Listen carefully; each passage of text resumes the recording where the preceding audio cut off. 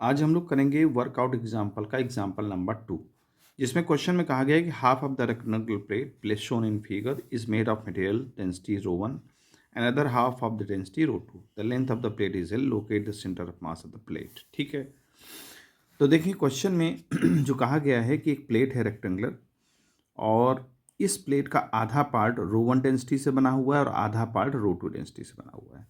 तो ये जो आधा पार्ट है इसका सेंटर ऑफ मास कहीं मिड पॉइंट पर होगा, क्योंकि डेंसिटी अलग है तो इसको हमें सेंटर ऑफ मास यहाँ मानना पड़ेगा, तो C1 पर मान लेते हैं।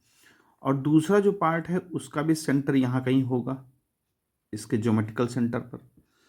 अब चूंकि ये पूरा जो प्लेट है उसका हमने सेंटर ऑफ मास यहाँ मान लिया है, तो इसका वॉल्यूम और इंटू डेंसिटी इसका मास बन जाएगा। चूंकि इसको हम पार्टिकल, इस पार्टिकल को, पूरी प्लेट के पार्टिकल को हम सेंटर ऑफ मास ही इस पॉइंट पर मान ले रहे हैं, और यहाँ पर जो इसका मास होगा वो मास होगा रो वन और इंटू जो वॉल्यूम है इसका, इस पॉइंट यहाँ पर पूरा वॉल्यूम जो है आप इसको मान लें, के से भी मान सकते हैं, के है मान लीजिए। और इसका मास क्या हो जाएगा, अब इस ये m1 हो गया और ये m2 यहाँ ले लेते हैं, तो ये m2 इसका जो वॉल्यूम हो गया k और डेंसिटी हो गई रो टू, तो इसका जो है भी इसका भी पार्टिकल का मास निकल आया।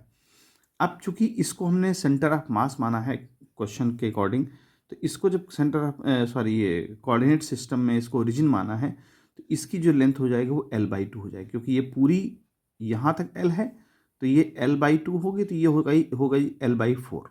यहाँ ये वाली डिस्टेंस L/4 हो जाएगी, ये वाली डिस्टेंस भी L/4, यानी ये यहाँ से यहाँ तक L/2, और ये पोजीशन हमारी L/4 होगी।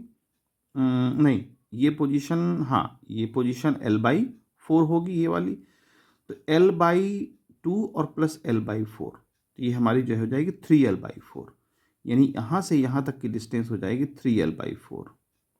3L/4। तो अब हम सेंटर ऑफ मास का फार्मूला लगाते हैं, XCM इज इक्वल टू, इस पार्टिकल का मास क्या हो जाएगा, K रो वन, और यहाँ से इसकी डिस्टेंस क्या बन जाएगी L/4, प्लस इसका मास हो जाएगा K रो टू, और इसकी डिस्टेंस यहाँ से यहाँ तक की हो जाएगी, हमने पहले निकाल लिया है 3L/4, तो 3L/4, और divide by total mass. Total mass क्या है हमारा, K रो वन और रो टू, K कॉमन ले लेते हैं। अब देखिए यहाँ से K और K कॉमन निकलेगा, यहाँ से भी K कॉमन निकलेगा, तो ये सब कैंसिल आउट हो जाएगा।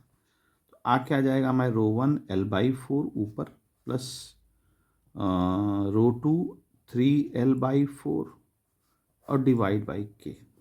ठीक है, अब ध्यान देते हैं यहाँ पर कुछ कॉमन निकल रहा है, यानी L कॉमन निकल रहा है, तो L कॉमन निकाल दें, और 4 नीचे आ जाएगा, तो rho one plus 3 rho two और डिवाइड बाई 4 कॉमन।